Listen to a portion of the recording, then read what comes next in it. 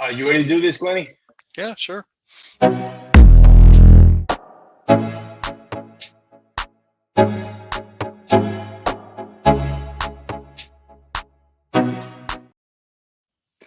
Welcome, boys and girls, to the Real Life on the Basket and Beers podcast. So far we got Daniel, Glenny or Glenn is your last name, Daniel. Glenny. Glenny. And Rolando Nandin is going to join us. But while we wait for Rolando to join us, just a reminder, this is the Real Life on the Basket and Beers podcast. If you are watching on Facebook or YouTube Live today, Thursday, March 16, get yourself noticed on the comment section. Let me know where you are watching from. And if you have any questions for our guest or for myself, feel free to put them on the comment section. We'll do our best to highlight those comments and pass those questions along to our guest. Rolando is going to join us. Glenny is here. He also fished the Caddo Bistineau Hobie B.O.S tournament, and we'll be talking about that.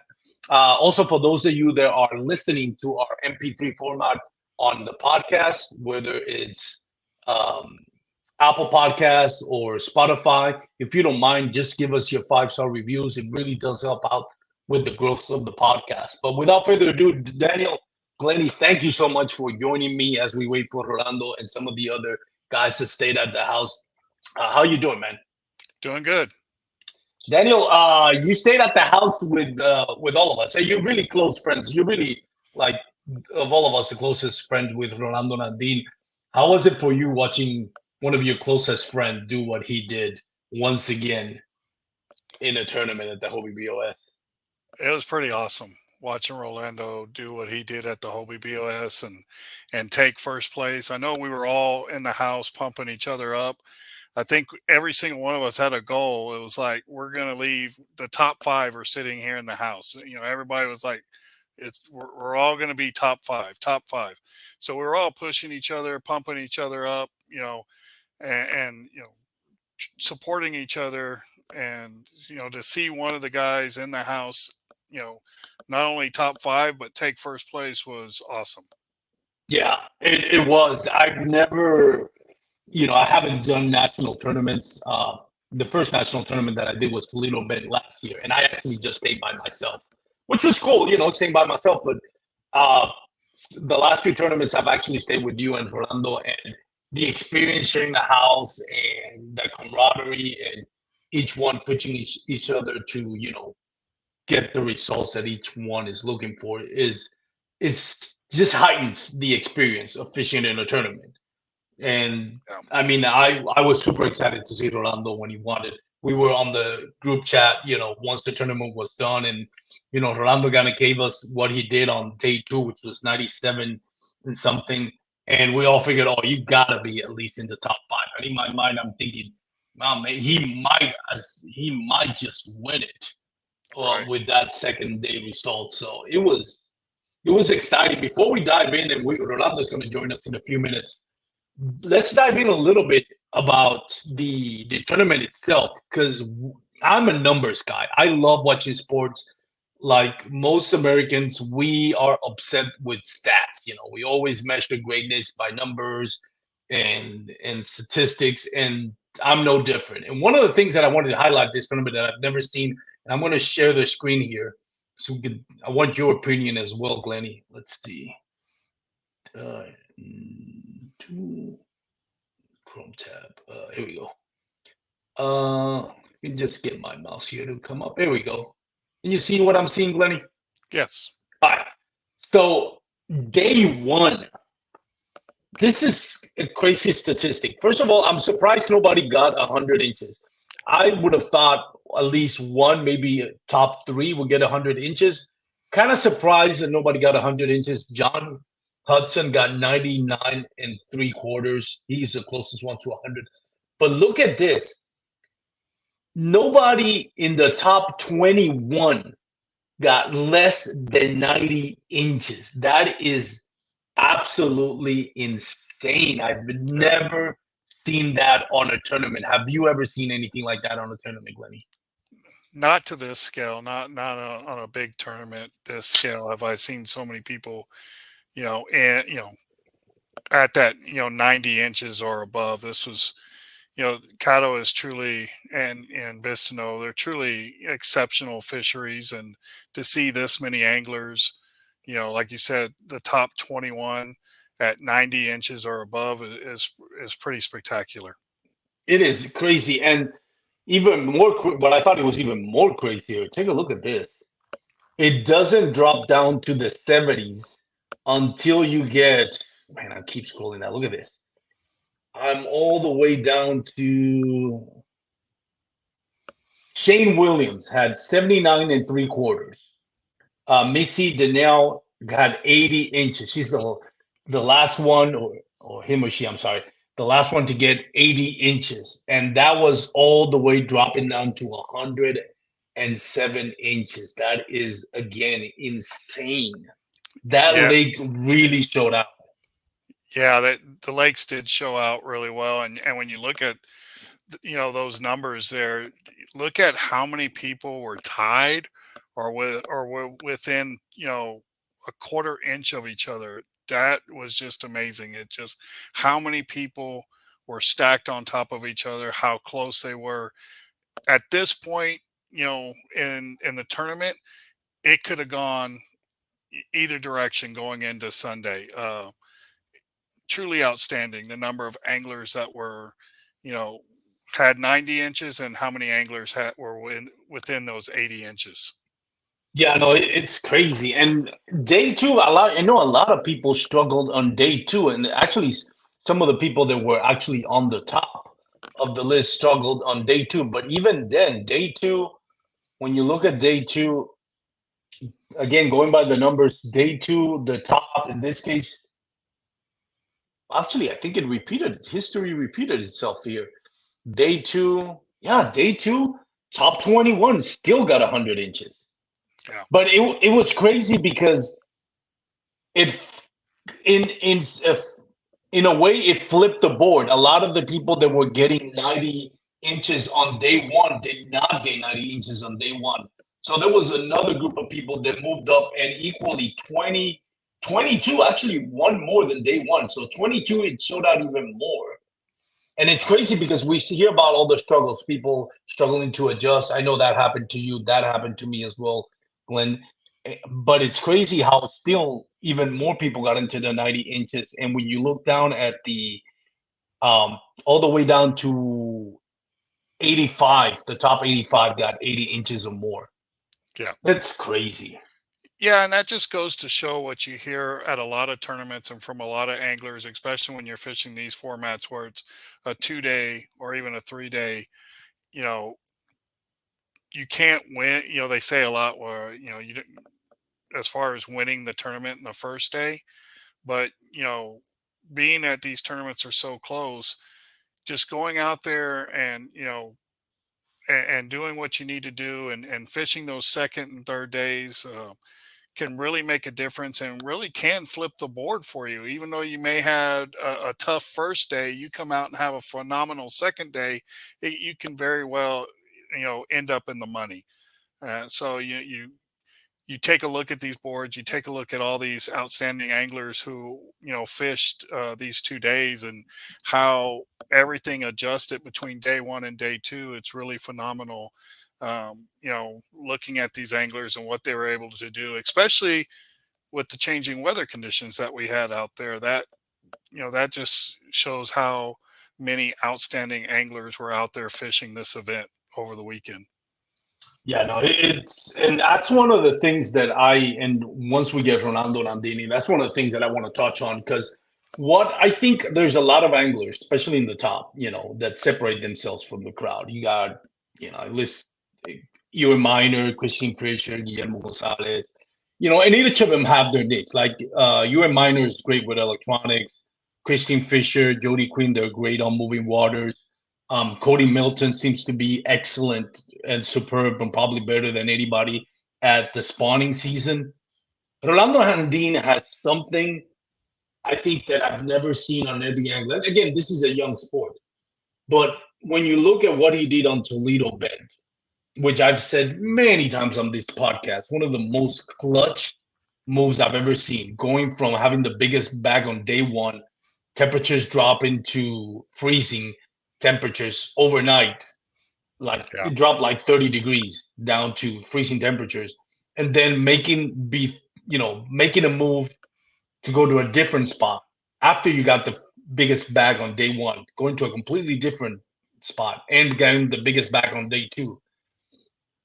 You think, okay, well, he knows what he's doing. But when you look at what he did this time around, where he got 94 inches, there was and the amazing part about it that I didn't have the opportunity that you guys did in Toledo, Ben, because I didn't stay with you guys. I had front row seats to watching Rolando go through his thought process and deciding what his plan is going to be for day two, knowing that there's going to be some drop in temperatures, there's going to be thunderstorms uh, up until lines out. And to see his greatness in display that way, I think he's calling for that separates him from the pack is just the ability to adapt. Right. I don't think we've seen that in an angler as quite as well as he did. Like that's something that I think is so underrated about Rolando Nandin's greatness. It's just that ability to just you see it. It's once you see it in two tournaments in a row in Louisiana, it's not a fluke. Yeah. This is something that's real, that's tangible. Let's get Yeah. Rolando Nandin, buddy. How you doing? Hey, what's going on, guys? Rolando, we're just talking about before you hop in about one of the things that I think that separates you from the pack. Like, there's anglers that have that niche that they excel at. Cody Milton with spawning, Christine Fisher moving water, Ewan Miner with electronics. And I'm observing you over, the time that I've known you and watched you and actually being at the house and watch you go through the whole process of how are you going to adjust to the, drastic Conditions. weather pattern that's going to be taken overnight. I think, and I don't think I'm wrong, and you can tell me how you feel about it. But I really think that's your calling. That's your it factor. The way you are able to separate yourself from the others by just adapting. We saw it in Toledo Bay. Going biggest bag in day one, temperatures dropping like 30 degrees down to freezing temperatures, and the next day you still have the biggest bag where everybody just kind of struggled to adapt to the drastic weather conditions. Same thing in Caddo, not as drastic, but still there's a cold front, there's thunderstorms, and you already had a game plan for what were you going to do on day two, where a lot of people like myself and Glenny were just like, man, what do I do now? What is it about? Do you feel that that's something that you're good at? Yeah, I mean, I think I do. I mean, there's a lot. I mean, there's a lot of anglers on this trail that I feel like they can do the same, right? And I think when you when you factor in, we all talk about the luck factor, right? And we eliminate some of that by knowing what certain skills and what to do with certain time frames, right? So I think that a luck factor plays a little bit into it. But yeah, I mean, I would agree that I think I feel like I do adapt pretty good. I mean, I don't think I'm going to be able to do that every single time, obviously, right? But I think I can do it enough times where, I try to get to where, I get myself in contention at least or give myself a chance, right? So, yeah, I think I do it pretty well. But there is, like I said, there's a lot of other people that do it pretty good too, man. That's a tough field, and It is. I I don't. I'm definitely not the only one that can do that, but I don't know, man. It's hard to say because in my brain, my brain's going 100 miles an hour when I'm doing these tournaments, and I'm constantly like, if I could rig freaking 25 rods and carry them with me, I probably would, but I'm trying to minimize all of that, and at the same time, I'm trying to be efficient and like this time around, this last time I went out, I actually didn't carry that many rods with me, and I was a little afraid. But that's why I do that. I carry a lot of rods because I always think about different baits that could work in the type of conditions that I'm going out on. So I don't bank on my practice and just going out with what worked in practice. I have backup baits that I can just grab and go in case things are falling apart. And things were falling apart for me on day two right off the bat. Like I wasn't getting the bites that I was, so I had to quickly think about, okay, what else can I do? And I tried things that I had tried in practice that didn't work, and they ended up working. So you know, I think a lot of it too is like if you're excited, and I think we're all guilty of this because we think of of all these type of scenarios that we can play in the water. What about if this happens? I'll have this tied on. And sometimes you'll have things tied on and you will never even touch them because you're so caught up in the moment, and you're just going with emotion, right? Of just flipping or cranking or whatever it is that you're doing. And then the tournament's over and you're like, man, I had all this stuff and I had all this like ideas, and I didn't implement anything, right? So I think it's being able to slow down and process things as you go, as opposed to getting just caught up in emotion of just doing things. When did it slow down for you? Because I remember at the house, like the night before day one, you were kind of, I don't want to say all over the place, but it seems like you said your mind was 100 miles per hour. You Yeah. weren't even sure where you were going to launch. You were indecisive where you. I think you didn't. I think while you were driving out of the driveway from the house, you still hadn't made up your mind where you want to go on day Yeah. one. When did it Yeah. all kind of, and I know day two was the same thing, because day two we talked, and you were, Glenny, you can testify to this, you were super nervous. I even wanted to tell you, Rolando, you gotta relax, buddy. But in my mind, who am I to tell Rolando to relax? He, maybe some people thrive in this chaos and pressure. Yeah. um but you were the same thing, and Glenny, you noticed it, like you were like, what do I do, man? I'm so nervous. What if I don't get it?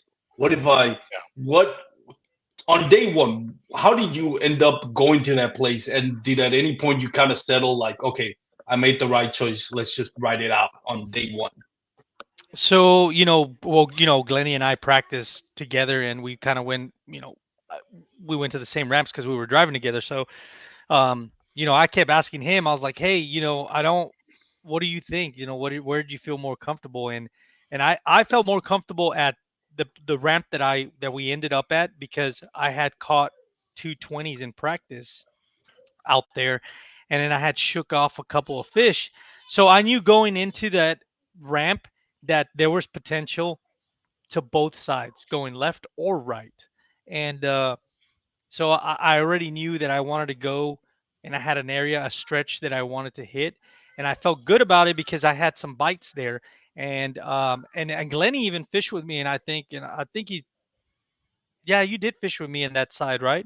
And I Yeah. think, yeah, and I think he saw there's a couple of fish that I caught, and we were kind of just chit chatting, and uh and I remember just talking to him, and I was getting a few bites, and I was like, you know what? There's a I feel like there's a good population of fish over here, and historically, if you look up tournaments, that area does produce. And so I was like, I should be okay if I start here. So that I knew I wanted to start there day one, and it went pretty good right after seeing 94 inches being caught there. And but my what I was afraid on day two was that there was people that were going to be running that same pattern in that same area, and so I was afraid that I was gonna we were gonna basically cannibalize ourselves and not really get ourselves in contention. Each of us pull quality fish but not have a stringer to really compete. So day two, I was very nervous about that because I Yeah. was like, man, I don't know if this is gonna be not good, because there's a lot of people in that area that are doing the same thing. And which was just pitching something to, I mean, everybody's pitching something to trees, right? So it's just a matter of whether you are finessing them, or you're going with the traditional wacky that everybody was throwing. So but once I started my day two, I was super nervous because my day wasn't going nowhere near like day two. Day The one one, I yeah. was yeah day one I was already with two, with a five fish stringer by like 2 hours in. Oh, And wow. yeah, and on day one to two, I think I had two fish, and they were tiny. And then the wind was really really strong, So I actually stopped and I was looking around and I just kind of looked at what I had tied on and I said, man, what can I do to change this? And and I said, I looked over across to the other side and I said, man, this already got hit fished by people that kind of beat me here in the morning. And then when I pulled up to a certain spot, there was a guy already sitting where I started. So I was like, man, okay, you know what? I think I'm just gonna leave this. And after I fished it a little bit, and I ended up crossing over to the other side that I hadn't even touched on day one. And I'm glad I did because I fished those deeper trees that were close to this boat lane. And I was, it took me about an hour, I think, doing that. And Steve Fields, I think, pulled up and took a couple of pictures, and I caught a little one. But as soon as he left, I got to this little stretch of quality of trees, and it was, man, it was producing really good after he left. And um, it was exciting, dude, because I was throwing 18 backs, and I was like, man, if I'm throwing 18s back, that's pretty good. That's awesome. Yeah. Glenny, you and I struggled on day two. Like, what were you throwing on day one, and what do you feel like was your downfall on day two? So day one, so like Rolando said, we pretty much during practice we fished a lot of the same water.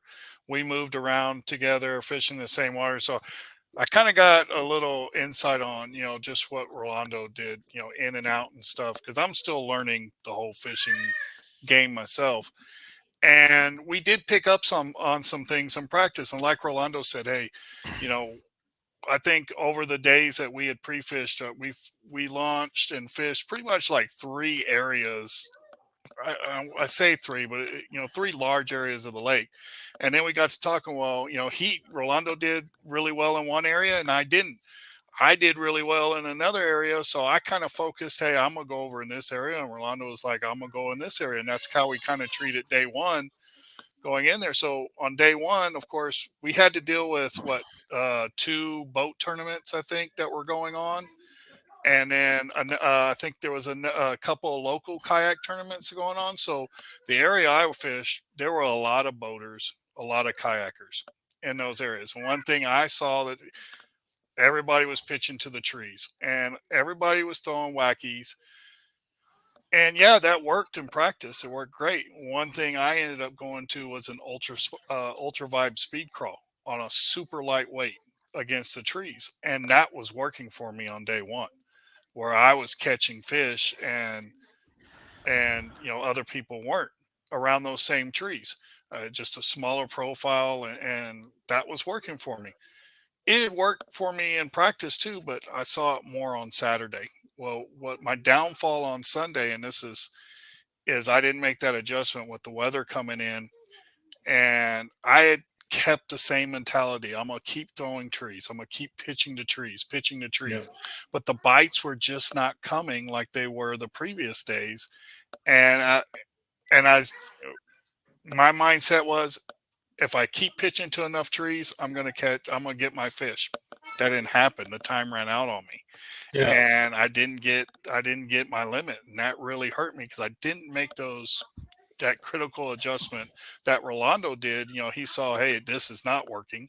And we had talked about this on the way back, was it like at midnight or something, 1 a.m. We're talking about this. And I'm asking Rolando, you know, what, what made you make the decision to change baits? Because it wasn't working for me, but I had the mindset, if I just keep throwing to enough trees, I'm going to eventually catch fish, because that's what happened at practice. And that's what happened on day one.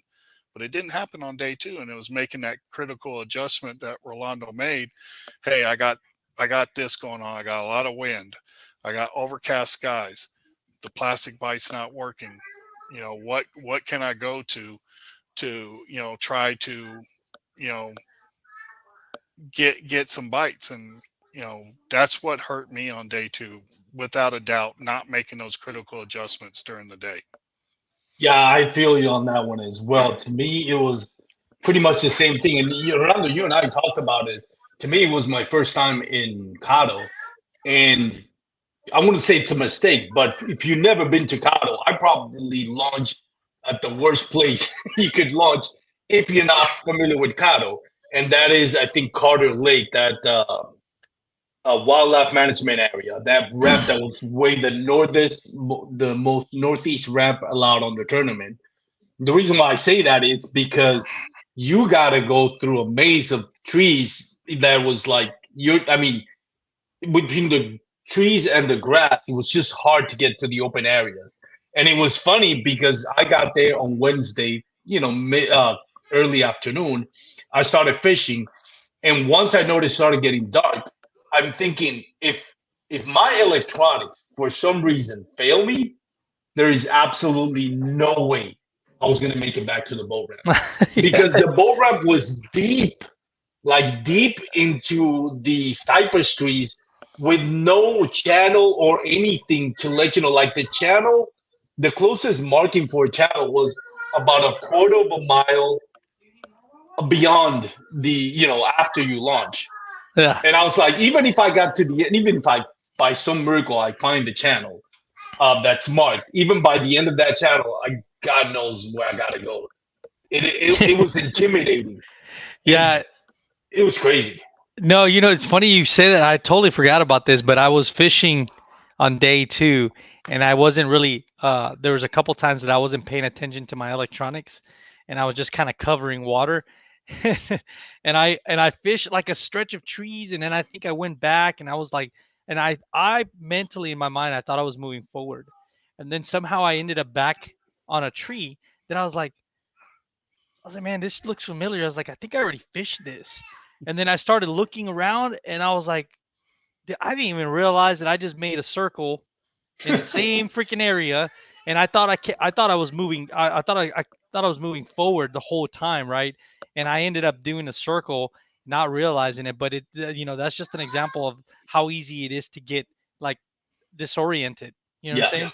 Yeah. especially on the east side of it, like up Yeah. east northeast, because it's Carter Lake, Black Lake, and Clifton or Clinton. Yeah. Can't remember the name. Clinton. Yep. Um, so it's all one area.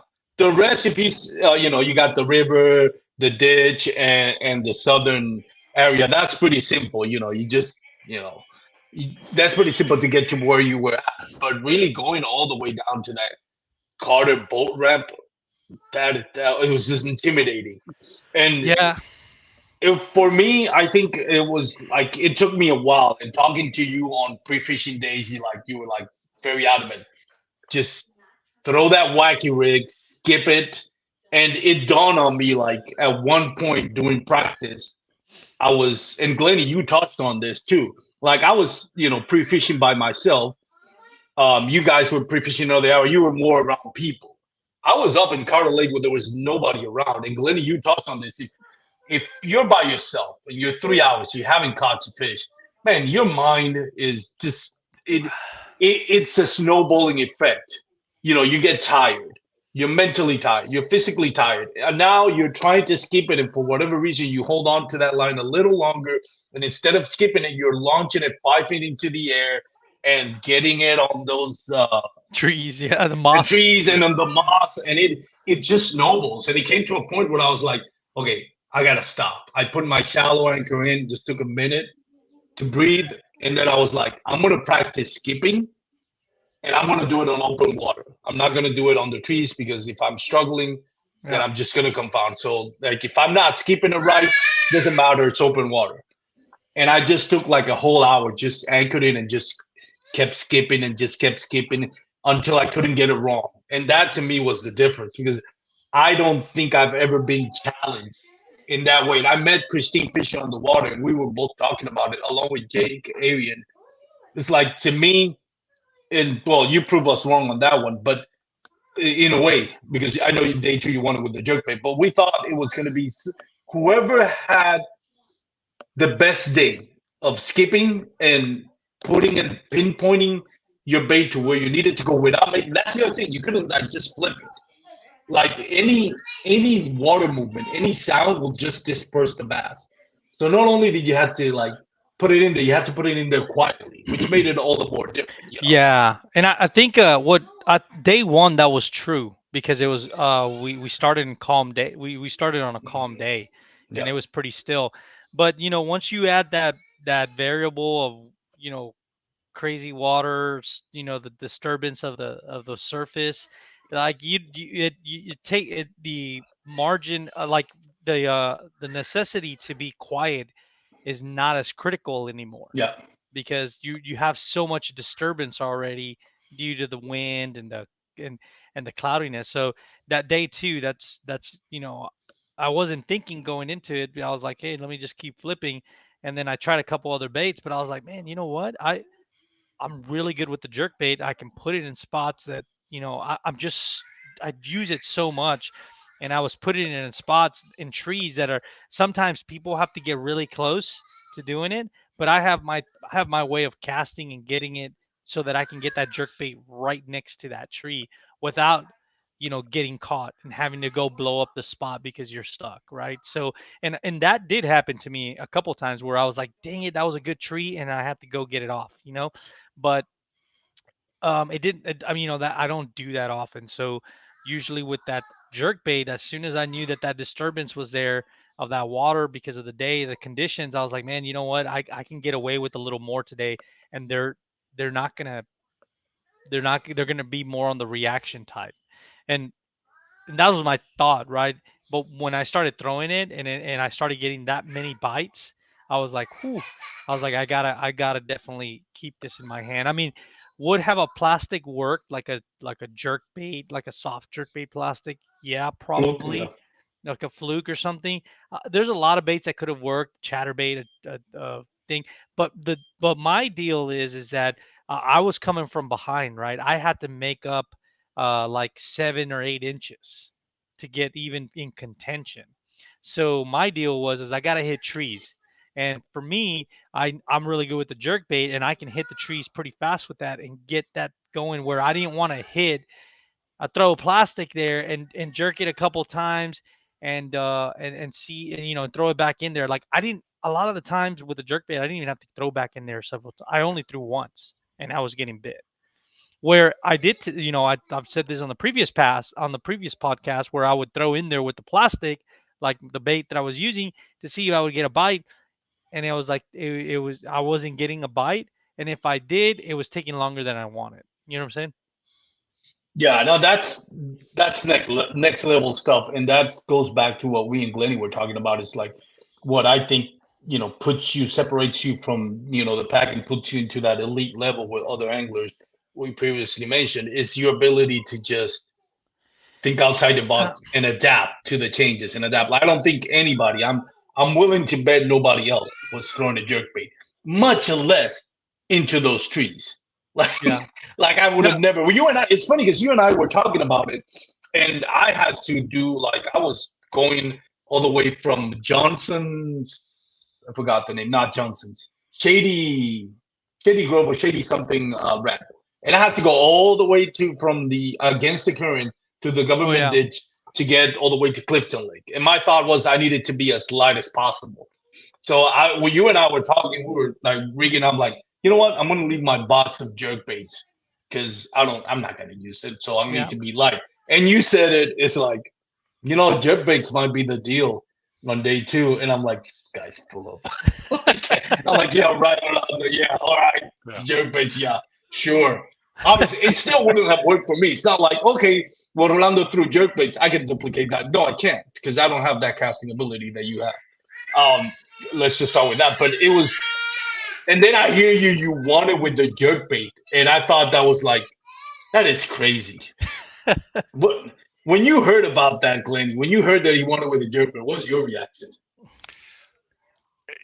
Yeah, I was kind of amazed because I could not have done what he did with the jerk bait. Now, my jerk bait would have ended up in the tree each and every single time I casted it, and we actually talked about that on the way back home. Because I told him, I said, "Man, if I would have tried to do what you did, that jerk bait would have ended up in the tree every single time." And you know, so to hear that how he did that, and I will say there, I think when AJ was going through the top 15, I want to say there was maybe one or two anglers that they had a good day on the jerk bait too. I don't know what area of the lake they were fishing. I don't know if they were on Caddo or Bistineau, but I do remember a couple other anglers mentioning jerk baits. They were catching on jerk baits, so there was something there with the jerk baits. But when Rolando got back to the boat ramp and he had told me what all had happened, I was just like, I was kind of in amazement because in practice, I had thrown the jerk bait, did not get a bite on the jerk bait. Jerk bait was the farthest from my mind. And I don't even think I took it out with me on day 2, to be honest. I may have, I don't even remember, but it was the farthest from my mind because during practice and I wasn't getting any bites off of it. It was not working for me. It wasn't working for me either. So Yeah. practice. No, and I didn't even intended to throw it. I was just like, I think I came with the same game plan as Daniel. It's just like I'm just gonna skip it. Now I'm not very good at skipping a wacky rig. What I like to throw is kind of like what they call the child's Child's play play, rig. you said? Yeah. Yeah, Hmm. that because it's a little bit heavier. It's a little bit easier to skip. And it's Texas rig. Hmm. Um, so it's kind of a trade-off. Obviously, with the wacky rig, you get a better hook set or ratio than a Texas rig. But that's what worked for me on day 1. Day 2, I thought the same thing. I was like, every once in a while, after a couple of hours, I would like, let me throw a jackhammer or a chatterbait and just pass the trees and just slowly reeling in, but nothing. Um, one of the things that we wanted to talk about is the spawning seasons. And by the way, shout out to Jason Campbell. What's up, fellas? Congrats, Rolando. So you got Rolando. Thank Shout you. out from Jason, which Yeah. brings me for going full circle. I went to Fairfield the day before it closed. And by the way, it reopened, much to the happiness of Jason Campbell, because now he doesn't have to put up with Derek Miller and Jim Gray going all the way to his favorite lake. But by the way, the line going to Fairfield, somebody sent me the pictures, and I think Derek Miller sent me the picture. The line at dawn going into Fairfield, it was. I was like, I'm hoping this is all those boaters that were taking 5-pounders out of that lake when they found out it was going to close out there to put it back, because it was crazy. It was once they announced they were going to reopen temporarily. The line was absolutely insane to get in from. So is it temporarily open right now? Temporarily open? I think for something like 120 days, something like that. I Oh don't know. wow. But it was crazy. But going back to that, when I went to Fairfield on the 27th of February, it was what was I going to say? It was spawning, like full spawning. Most of the bass, the females were spawning. So that got me thinking. We got it on the chat. It's like, man, I thought we were going into Caddo with a full blown spawning season. Like it seemed like the timing was perfect. Yeah. For No, absolutely. spawning. Yeah. And sure enough, when I looking at Fairfield, I'm like, it's the 27th of February, and Fairfield is sort of similar, except for the cypress streets, but similar in the sense that it's a shallow lake, grassy lake, and if they're spawning that early, I'm thinking they're going to be spawning, early too in Caddo. And sure enough, I don't know about you guys. I know Jeremiah posted a picture in practice of a spawning bass looking at the red tail. But did you guys find, what was your thought? You thought they were going to be spawning, and were you surprised, or did you catch any spawning bass during that tournament? Glennie, let's start with you. I think the one bass that I had Saturday morning, the 19.5, I think that was a spawning bass, and it was spawning in the grass. The rest of the fish I caught, I don't think were spawning bass. I didn't see any indication of them being spawning bass. And I know conversations with some of the other anglers and even some locals, prior to the tournament, was there had already been a wave that had gone through. A lot of the locals were saying, hey, the spawn's already over. But when you talk to a lot of the other anglers, before the tournament, pre-fishing, well, it was kind of like, well, it's waves right now. There's thousands and thousands of fish in here, and there's no way all of them could have spawned already. There's waves, there's going to be waves of them moving in. So I don't know. From what I saw, it did seem like we were kind of like in the middle of those waves. Like we already had some bass that had already spawned, but then there was potentially some, more bass that were going to move up and start spawning maybe at a later time or maybe just after we had been there. I thought there would have been more because we just came off of a full moon Yeah, going into the exactly. tournament. Yeah. Which is kind of what I've always said. I think a lot of times we put on feeding cycles. I get it. Full moon. I've known that since I was young and fishing saltwater. It's like, when you got full moon fish because of the visibility tend to feed more, during the morning when it's a full moon.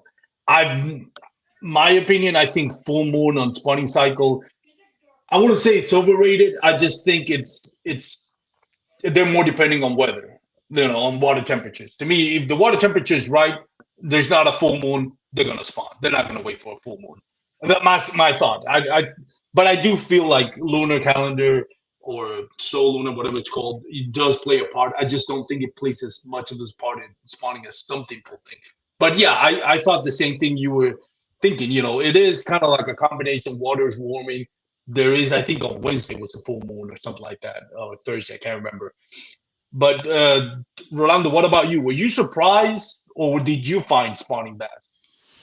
No, man, I was a bit confused, to be honest with you. I was trying to get on the water and figure out, I was in the area that I was in, more main lake stuff, I wasn't finding any spawning fish. Like I felt like a lot of these fish were feeding up, and I didn't see any signs that I could tell that these fish were like post spawn or pre spawn, because they all looked healthy. You know what I'm saying? They all look Yeah, healthy. Not, I never caught a skinny fish, and there was no red tails, no nothing. So um, it's very possible that in certain sections of the lake you were catching them post spawn, and then I think in certain sections of the lake, you could catch them when they were up there, right? But I think where I was at, I think a lot of those fish, um, man, it's possible that it was like in between. I caught one fish that had a red tail, or not a red tail. Technically, it looked like a tail that had already healed, and it was like way past the heel. Like it was just a little bit of red left. So I was like, man, I don't know if these fish are way past, you know, their time. But, you read reports like on the Texas Park and Wildlife, and they're like, oh, it's a full blown spawn going on right now and stuff. And I just, I don't know if that was further north into those more remote areas versus the south, because that northern bank tends to have a little bit more of a, you know, I think it was an earlier start. Is that right? yeah. And Yeah. that's what I've never fished it other than December. That's what I've heard. Yeah. But it was hard for me to tell, man. And honestly, that second day, I was fishing in that 4 foot range. I some of those trees that I hit were in the 3 foot range, but a lot, they can spawn there on those trees, and they're not fanning beds necessarily. So you're not looking for, bright white spots on the front on the bottom there. So it's possible that, that second day, it's possible that I could have had, hit a wave of fish that had moved up. You know what I mean? And necessarily you're not going to find red tails because they're not fanning beds in those type of areas, because they're dropping their eggs on the root systems. Yeah, So that's a good point. Yeah, yeah, it's hard to honestly. I don't fish there very much, so it's hard for me to understand if I was in the mix of in the middle or post spawn or pre spawn, because honestly, I don't like to target spawning fish. I like to yeah. target Me pre. neither. I like to target pre spawn or post spawn. So I'm not big on looking for beds technically. So if I see one, I mean, I know what to do, right? But and I've picked off a few sometimes just to practice to get understanding. If I see a 7 8 pounder sitting around Yeah, somewhere, I'm like, you're gonna want to catch it, right? But yeah, I don't know, man. To be honest with you, people local guides that are there. The Texas Park and Wildlife report says it's, that from March 15th, when we read at the time, it was full blown spawn, they said on there. So I was expecting to catch fish that were like in the mix, but I couldn't tell that they were spawning. If yeah, anything, they looked like they were either way post spawn or way pre spawn. Like I yeah. couldn't, to me, it didn't seem like I was in the middle of it because I didn't catch anything that was skinny or that looked like was, fanning anything, any beds or anything. Yeah, no, I agree. And I think, and when you look at it, it's kind of like, um, It's a unique kind fishery, of make man. kind of makes sense considering Cody Milton kind of struggled because I know Cody Milton loves that lake. He's done always done. I think he was somebody posted a video, and I think the lowest he's ever gotten at that lake, and he's fished a lot of tournaments there. It's like sixth place. Oh And when wow. you add to it, when you add to the fact that it's spawning season, which is Cody Milton is notorious for being one of the best at spawning season, just the patience with it. I remember that tournament. I can't remember if it was Bassmaster or the Hobie B.O.S. in Lake Fork like 3 or 4 years ago. He worked a bass for like 12 minutes, just like missed Yeah. the mark, waited 12 minutes, anchored in, just stayed until he come back. So he has that technique dialed down, and he struggled in. So it makes me think that yeah, we were not for whatever reason. I think they were most of it were just spawned out. I mean, like you said, Mhm. Glenny, there's waves, but I think the biggest wave, and it kind of makes sense. I'm not a marine biologist, but what I've read is like, it goes on in nature in every species.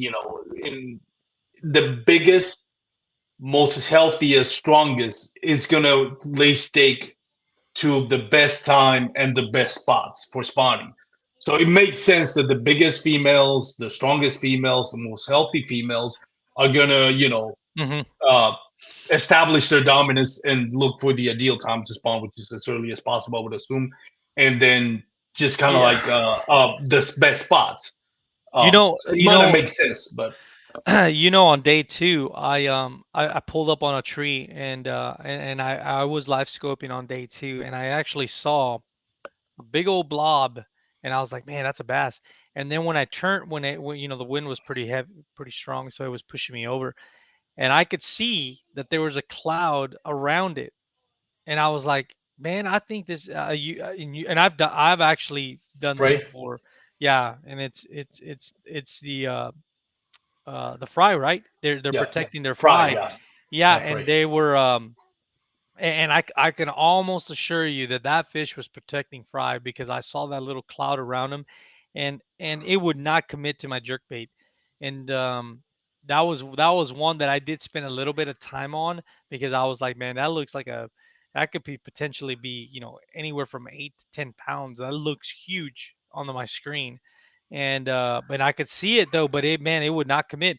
But normally, I don't know, normally it's the male that's kind of like hanging around, right? So that was kind of big for a male, I think, but who knows?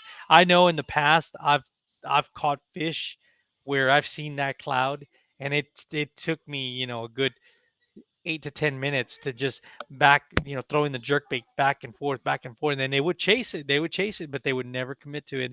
That was the only time that I could tell you that I felt like I was like targeting a fish that was post spawn because I could see that cloud around him, and I was like, oh, I think that is a post spawn, and that just shows you that in that area that I was at, it was very possible there was waves going on. You know what I'm saying? What? Let me ask you this, because that's very interesting, especially on shallow water, being able to still use live scope. What? Tell me a little bit about your setup that you have for. I call live scope for back lack of a better term. I know there are different names. Yeah. Lowlands has this, Garmin has this, Humminbird has this. What Yeah. brand did you use? Yeah, I mean, I run Garmin, and so I have a 106 SV. I run a 10-inch screen, and it's on my right side.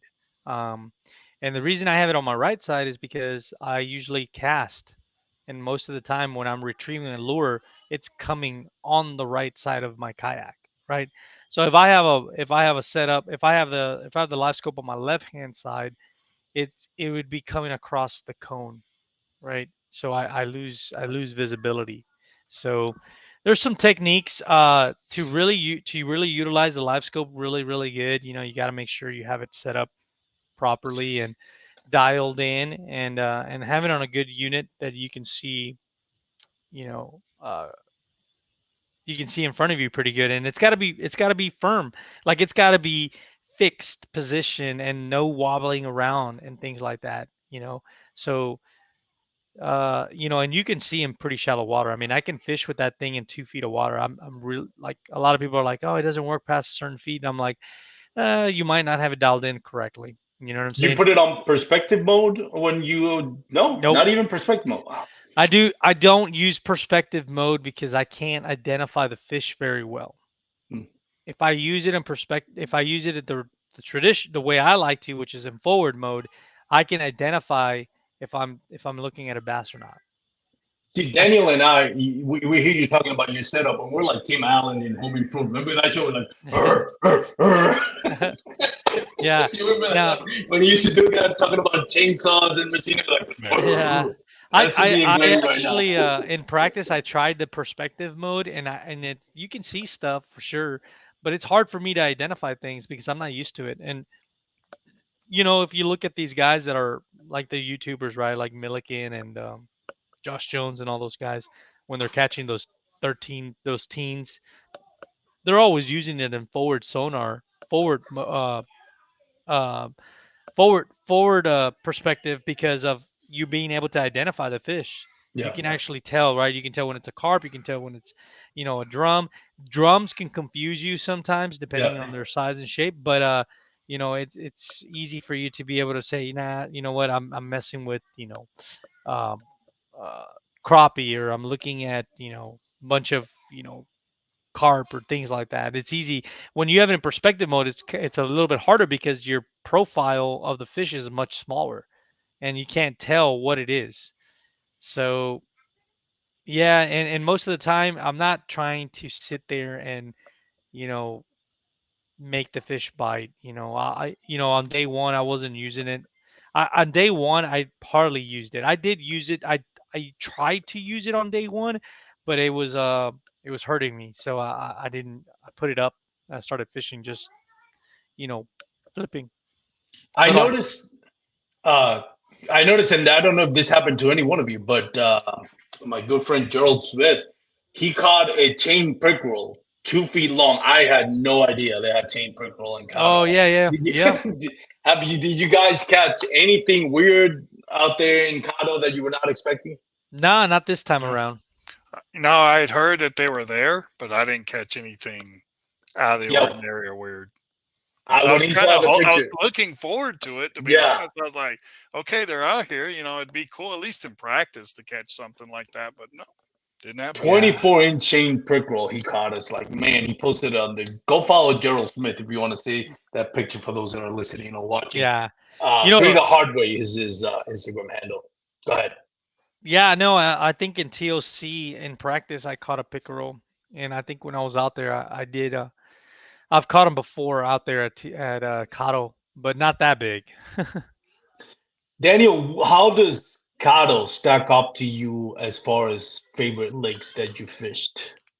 So this was the first time I fished Caddo, Oh, same as and me. All right, cool. yeah, first time I fished it. It's kind of been on my bucket list for probably for a couple of years because I've heard a lot of good things about it, and I'm ready to go back.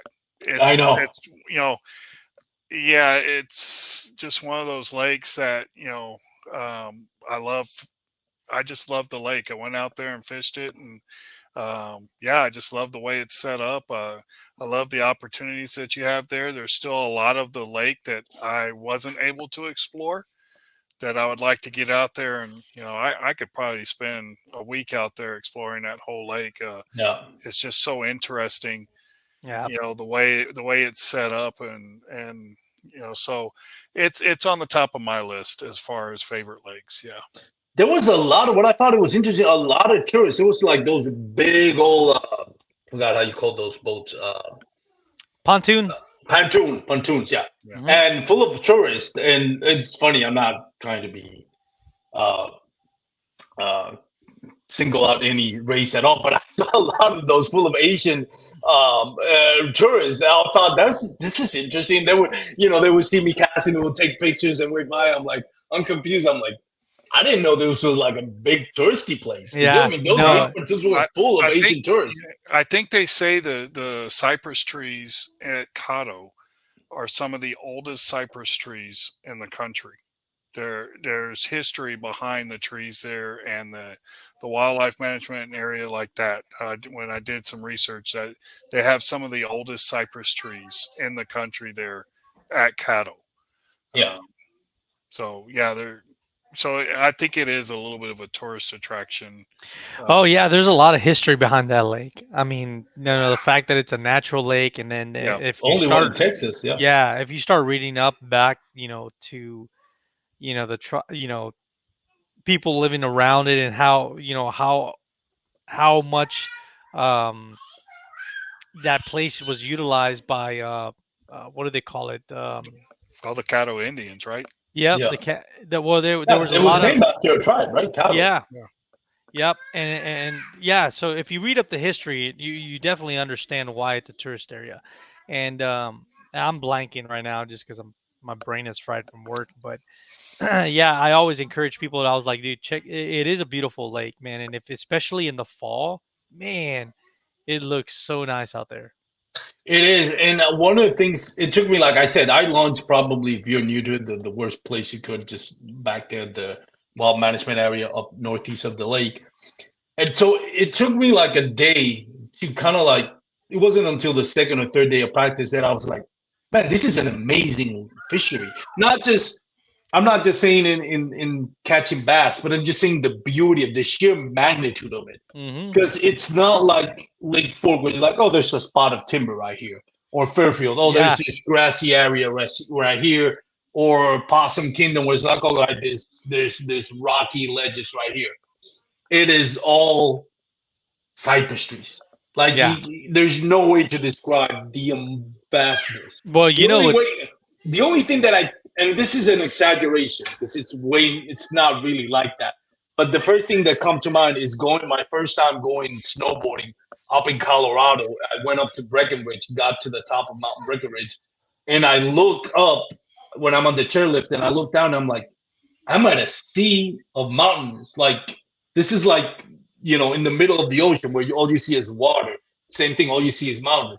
It got to a point when I'm in Lake Caddo that I'm like, I can only see cypress trees. Like I cannot see the horizon. Yeah, It's that crazy. But and it took me a while to really enjoy how magnificent and the beauty and just the you feel it all in just this place. You're like, man, this is yeah, awesome.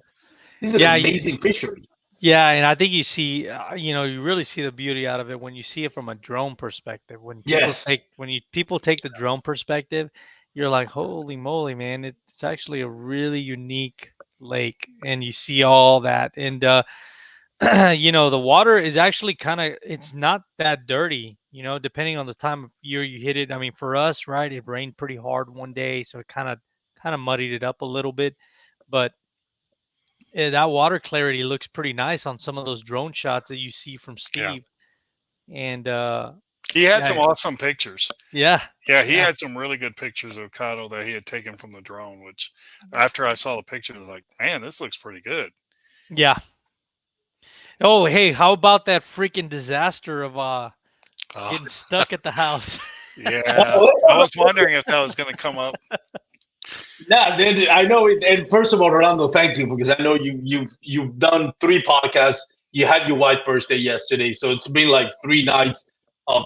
It's been a week without probably getting your full 8 hours. So thank you for taking the time again to come to the podcast. This is the third podcast you do this week.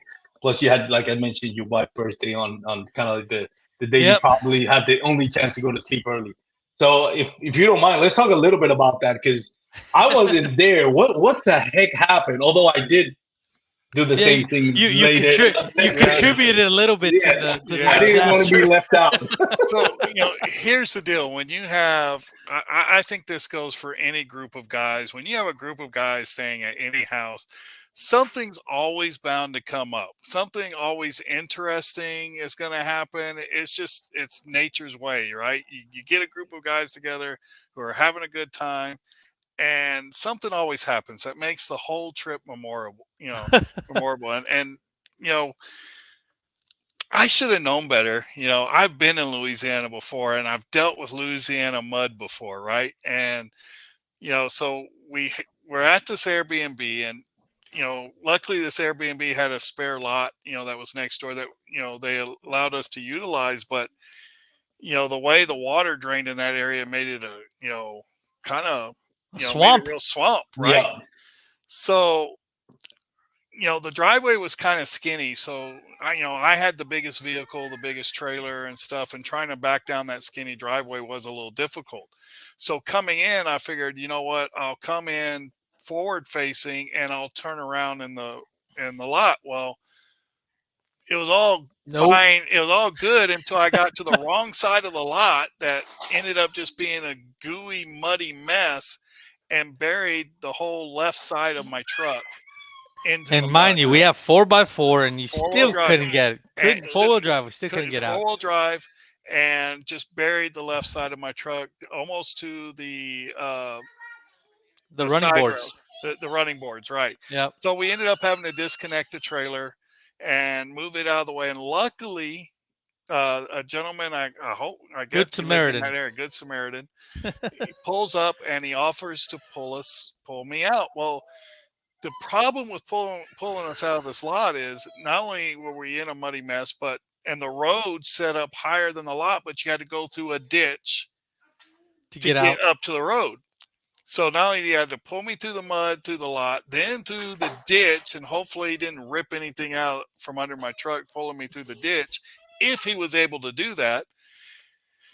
So he started pulling me out and got to the ditch, and he started gunning it and I started gunning it, and I don't think we stopped, but I almost took out a telephone pole, put it into a telephone pole because I was sliding the ditch sideways, and fortunately I came within like 2 feet of missing the telephone, thank God. Yeah.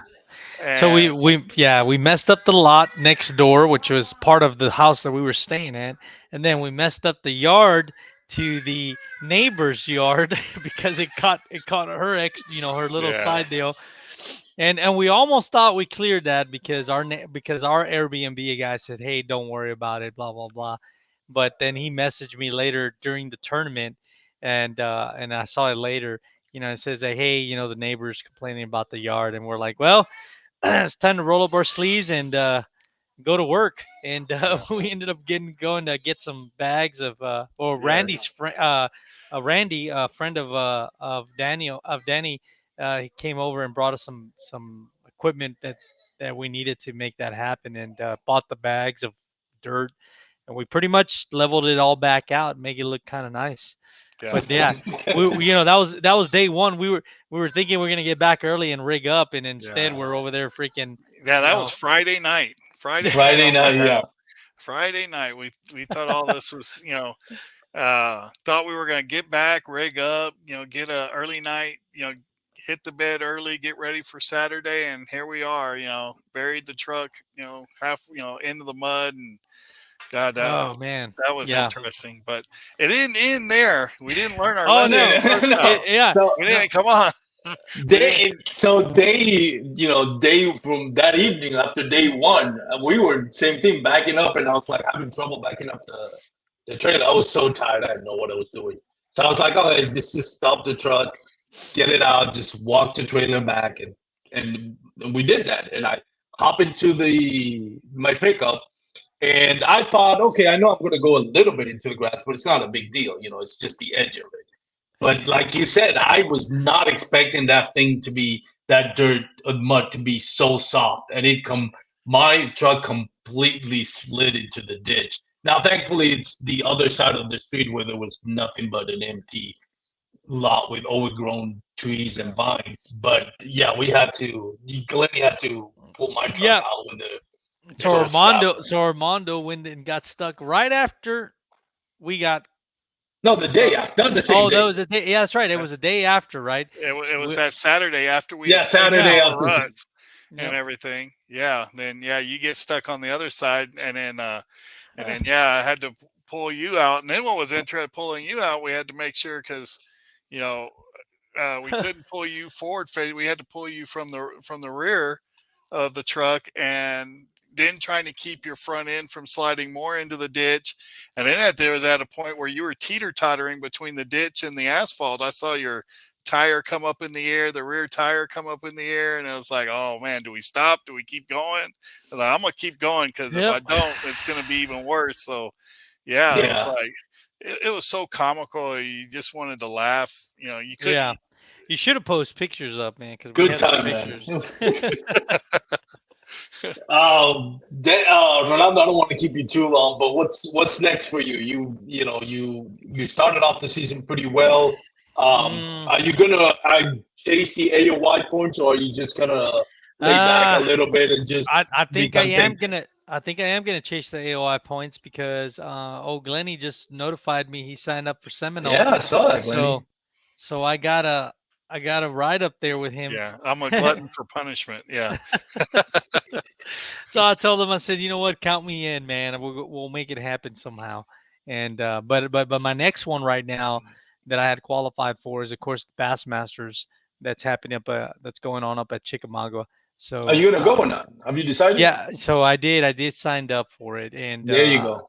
yeah, I think I'm gonna drive out Saturday really early and try to get there by Oh, 8 or so you're gonna 9. do a full week of practice.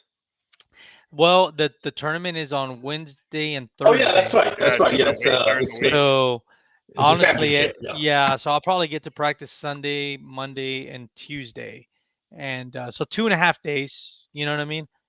And hopefully it's enough. I never been to Chickamauga, so we'll see how it goes. There's plenty of information out there on the lake, so I I feel like I can dissect it pretty good and see what I can do, and just go out there and take this momentum, hopefully, into it, man. So then you're gonna do Seminole for the Hobie B.O.S. I know you're gonna do Oh yeah, I'm Sam signed up. Rayburn. Yeah, I'm signed up for Sam Rayburn, and so that'll be my 4 events for Hobie. I wish I could do more, but that pressure is there. 4 events, I have to perform really good. I don't can't remember what I got at Florida. Something like 25th, right? Like 23rd in Florida. 23rd. Yeah. Yeah, Oh, because Okay. okay. you were the last payout at Payout. Florida. Okay. So I got Yeah, 23rd there, and I got a first place now. So hopefully I can close out the next 2 events strong yeah, enough to be able to do it, right? Because I'm not going to have the luxury of dropping one. So yeah. I had Well, to you put get to I had drop to put a one, little right? pressure on them. I had to put a little pressure no, on them. no, no, I won't be able to drop one because they take 4. They take Oh, they four take four events. now? Is Yeah, that started this year? that started this year. Yeah, Yep. Oh, okay. Yep. yeah. And I had to put a little pressure on him because when he told me he wanted to go to Harris Chain, Yeah. and I was like, oh man, that would be kind of interesting. He told me make it happen. So this time around, I told him I'm interested in Seminole, and I was Yeah, like, yeah. make it happen. Come on, man, we got to go. Yeah. Yeah. So One thing that Yeah. I wanted to mention, and Daniel, I'm sure you agree with me, and the what I found is a privilege to be staying in the same household that you guys are. But Rolando, one thing that I really wanted to thank you, and it highlights the importance of if you want a good tournament and all that, the group of your support group. And one of the things that I really admire about you, Rolando, is off the water, you're always level-headed. You are always thinking in the right way. When we have an idea for something, hey, we're talking about this, we're talking about, Rolando, what do you think? And it seems like always the answer for you is, let's check the rules, make sure we're doing this right. Let's think about this. Mhm. What are we looking to do this? What is the advantage? You are always thinking about not just the payoff, but any potential consequences. Not that we would do anything wrong or anything like that. I'll give you an example, something that I've known other people have done, and it was a little bit of a problem. Kind of like I know Kalen Johnson, one of the guys that does a lot of social media. He also does tournament. I think he missed out on at least on day one on being the top 20 because he couldn't upload his 2 upgrades. I had a hard time trying to upload it. I know Guillermo Gonzalez had a hard time uploading it. I know a lot of people would do is like, hey, I'll find somebody that has, within the group that has Signal. I'll text you the pictures. This is my signing, upload it to my account. And I talked that with you. It's like, no, maybe you can, yeah, I know you got Signal because you got your full limit there. Can I send you the pics uploaded? The first thing you told me is like, let's clear with AJ first. And sure enough, we went called AJ, and AJ said, no, let's not do that. Let's find another way to do it. Now I know other people have done it, and I have no problems with AJ denying that request. I mean, he has to do what is right for the tournament. If anybody else has done that before and it's gotten away with it, that's fine. I don't think it's not cheating, by the way. It's just nobody's doing anything illegal other than Yeah. it's just uploading pictures. But that just highlights one of the many conversations that we've had that you always are level-headed and you're always professional about this. And Daniel, you can testify to that. And that's something as people that are trying to get into the sport and like myself and are trying to learn, like I do a lot of observation on and off the water. What is Rolando doing? What is Daniel doing? Not to copy the same thing, but just to get in the right mindset of having success. So thank you for you, Rolando, for what you do. Your leadership on when we do this, when the last couple of times that I stay with you, your leadership helps everybody have a better day on the water. And I think Daniel, you agree with me on that one. Oh, Yeah. absolutely. Yeah, absolutely. Yeah, No, I've had the pleasure of last few events, a few of the local events here, and then these Hobie B.O.S.s, spending time with Rolando and just seeing how he handles the situations, how Yeah, he prepares for the tournaments, and how he conducts himself. It's always on a professional level, and so seeing that and that leadership, goes a long ways. And yeah, I definitely agree. You just Orlando's kind of sets a bar there that you want to strive for. So yeah. there's a well, lot of. Go ahead, Rolando. I'm sorry. no, I mean, I appreciate the kind words, man. And, the way I think about it is that, when you start involving, a semi-pro league and you have that kind of money, you owe it to yourself and you owe it to the other anglers, man, to be, to have that integrity. I think it's, when anything I do, I take pride in being able to say that I did it, right? Not that someone else helped me Yeah. or I stole. It's different. But we're all learning from each other. We can all learn from the most inexperienced angler or the most experienced angler. The key thing is always keeping, understanding that all of us, this the Hobie events and things like that. This is something that's being highlighted, and I don't know where kayak industry is going, but it looks like it's getting to that level where it's getting very professional, right? And so when you start going to these events, like, it's to me it's super important that you do the right thing, not only when you're, you know cameras on you or when it's not, but you know if you do something that you feel like, oh, it's not a big deal, and then someone sees you, the first thing they're going to think is, oh man, if he's willing to do that when nobody's watching, or when or maybe there's Yeah, people around, it's like, what is he doing when nobody's watching? You know yeah, what I'm I saying? agree with you. So, like, to me, that is huge, man. If you're going to be playing in this sport and you're going to be trying to, get media coverage and podcast time and things all like this, super important that you set the bar to the highest level, because you're going to be an example to certain people, man. Yeah, Dude, there's been plenty of, I mean, I don't know the names, and I don't want to call people out and things like that, but there's times where you or sometimes, like, talking to someone, they're like, shh, it's like, it's not a big deal. And I'm like, dude, I don't even want to know what yeah, what you do when nobody's watching. Because yeah, if you're willing to tell me to stay quiet or don't say anything, when they catch you red-handed, and then, it's not during an event, it could be during practice, or it can be do like, to me, I'm like, man, you're willing to get away with something when nobody's watching. yeah, You know what I'm saying? And Yeah. that speaks to me. That says a lot about a character. So no matter what, all the time, you got to be on your A game, and you got to treat every day, whether there's someone there watching or not, like it's a tournament. And when I practice like it's a tournament. And yeah, and I always, I go out with the mentality of, I have a chance to win. I don't want to go with, oh, I'm gonna try to get points or this and that. Like, Sometimes it fails you, sometimes it doesn't. But whatever the case is I go out with the mentality of, you know, performing at the highest level that I can and being and having integrity every day, whether it's practice, whether it's fun fishing, doesn't matter what it is. If you practice integrity on and off the water, you will never have a problem with rules.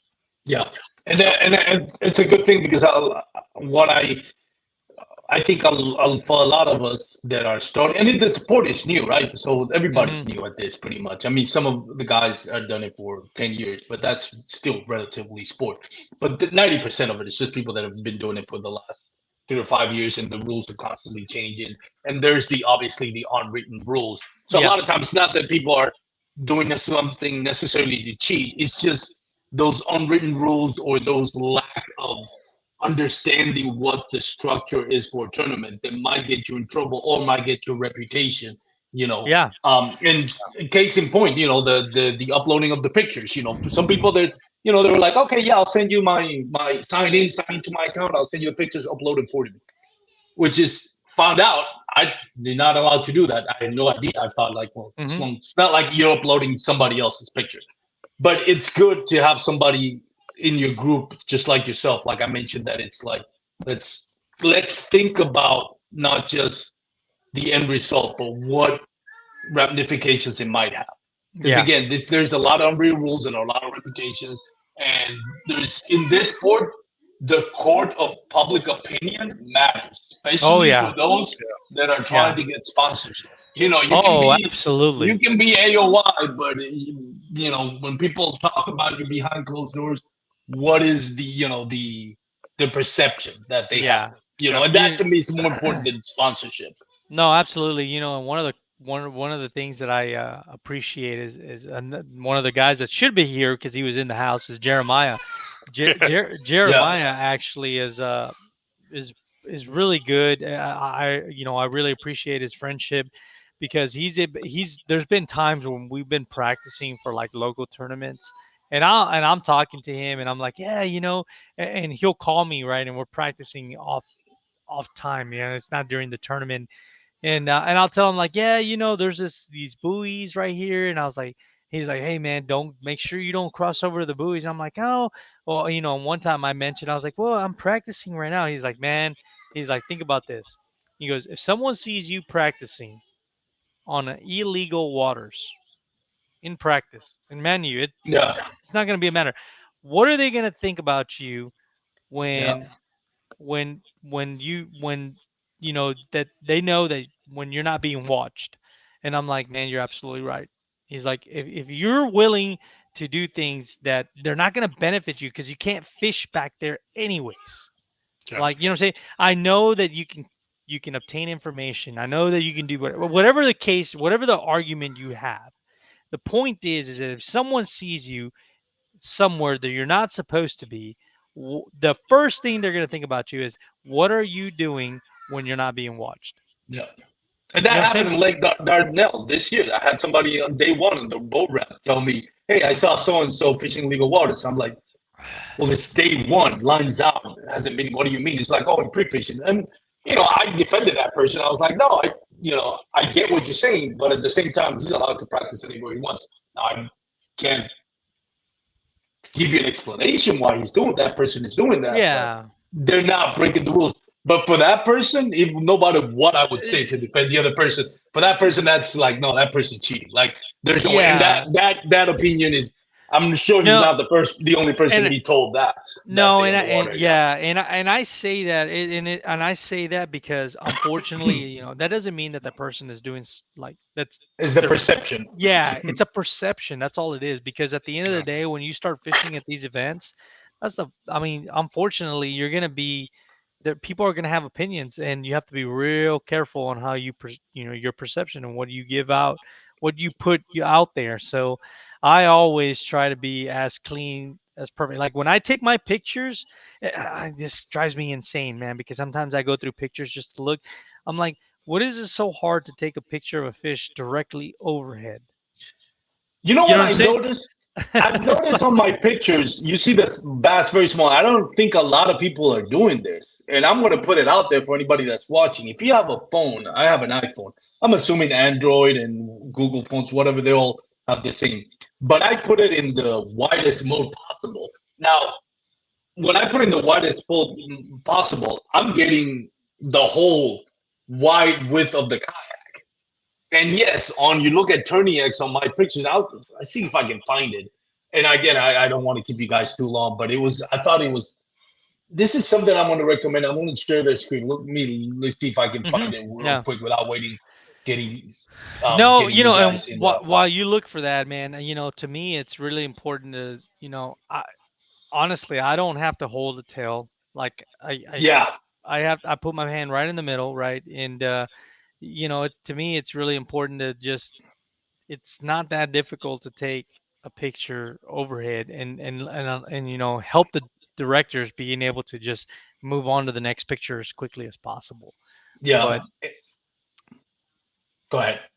But no, yeah, man. I don't even know where I was heading with that. My brain is smushed today from work, but I let me see if I can find. Okay, so I'm gonna try to share the screen here, and I like I said, this is just what I do, and if anybody is new to tournaments, I put it on the.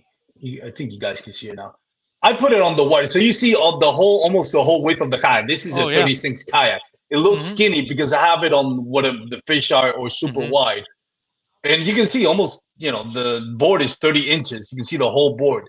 I think Yeah. a lot of guys want to get that crop perfect. Like it does not matter. The instructor can zoom in. The judges can zoom in all the way to that, almost to a microscopical level to see if the line is touching. I think a Yeah. lot of guys feel I like think they needed to get it cropped oh perfectly, and well, you no, I don't. mean, Yeah, yeah, I think where it gets where I see people do certain things is like when you take pictures at an angle, right? yeah, Like when you take pictures at an angle and it's not directly overhead. As long as it's overhead, I think they're fine. yeah, But oh man, you see all kinds of stuff, and I in the past, there's been all kinds of controversy with taking pictures, and I've tested things out to try to see how you can figure out what is the best way to take pictures, and if you don't take them overhead, you have to be real careful on what you're looking at because sometimes you can manipulate things and you know even not on purpose. So you could be like, "Oh, yeah, look, yeah, that's kind of an exactly, angle." You didn't notice you did it. and honestly, I just take it overhead and I Yeah, no overhead questions and asked. widest angle you can on your camera. Yeah. Daniel, any last words before I let you guys go? No. First of all, thank you for No, thank Yeah. you. inviting me on this podcast, for having me on. I definitely didn't want to come and steal Rolando's thunder. I mean, what he Oh Hard to did, do man. right now. what he did over the weekend was truly outstanding and well deserved. So I know third podcast this week, right, Rolando or Third. something. Yep. Third. Yes, but it's well earned, well deserved. He went out there and did his job, and yeah, so congratulations, Rolando, on that.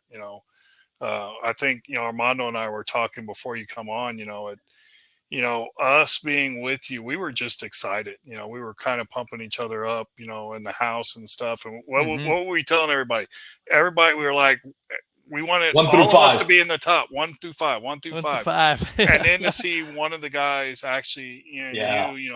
get first place, just was truly exciting and stuff, and well deserved. And you know, so yeah, congratulations on that. And yeah, man, be looking forward to seeing how you do at Bassmasters and stuff. So unfortunately, Yeah. I'm not going to ride with you on this one. I didn't qualify for that one, but when you get back, we still got a couple of local tournaments, and you get back, and then yeah, and then we'll see how we do at Lake Seminole. So Yeah, we got Seminole and Rayburn, man. So we could yeah, we could definitely, yeah. oh yeah.